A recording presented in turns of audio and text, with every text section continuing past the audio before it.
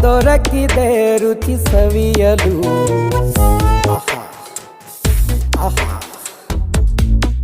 ಈ ಜಗವಿದೆ ನವರಸಗಳ ಉಣಬಡಿಸಲು. ಬಿಸಿ ಬಿಸಿ ಇದೆ, ಬಿಸಿ ಬಿಸಿ ಇದೆ ನಳಪಾಕ ದಿನ ದಿನ ನೂತನ.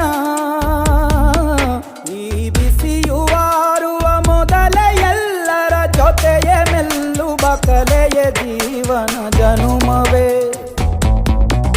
ಈ ಜನುಮವೇ ದೊರಕಿದೆ ರುಚಿ ಸವಿಯಲು. ಈ ಜನುಮವೇ ದೊರಕಿದೆ ರುಚಿ ಸವಿಯಲು.